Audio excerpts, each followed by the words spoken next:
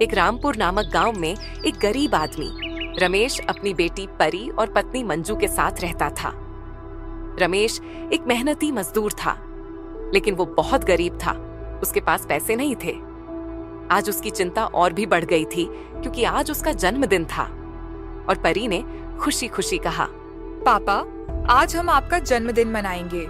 रमेश थोड़ा चुप हो गया और मन ही मन सोचने लगा, मेरे पास तो पैसे ही नहीं हैं, लेकिन मैं अपनी बेटी को क्या जवाब दूं? उसके लिए तो कुछ लाना होगा। परी की उम्मीदें देख रमेश ने कहा, बिल्कुल बेटा, हम जन्मदिन जरूर मनाएंगे। लेकिन वह जानता था कि उसके पास कुछ भी नहीं था। रमेश ने दिन भर काम की तलाश में गांव-गांव भटकता रहा, लेकिन उसे कहीं काम नहीं मिला।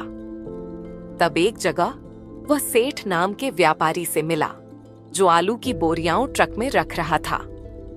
रमेश ने उससे कहा, सेठ जी, मुझे काम की जरूरत है। मेरे पास पैसे भी नहीं है। क्या आप मुझे काम देंगे? सेठ ने उसे काम दिया और कहा, ठीक है, मैं तुम्हें 500 रुपए दूंगा। रमेश ने खुशी खुशी काम शुरू किया और बोरियां लादता रहा। लेकिन लगातार काम करने से उसे बहुत तेज प्यास लगी, तो वह आलू की बोरियां नीचे रखकर पानी पीने चला गया। इसी दौरान दो चोर चुपके से आकर बोरियों में से एक बोरी चुरा ले गए। सेठ ने यह देखा और गुस्से में आकर रमेश से बोला, तुमने मेरी बोरियां क्यों छोड़ी? तुम्हारी वजह से मेरी बोरी चोरी हो गई। अब तुम क्या करोगे? रमेश ने कहा, सेठ जी, मुझे नहीं पता था कि चोर आ जाएंगे। मैं तो बस पानी पीने गया था।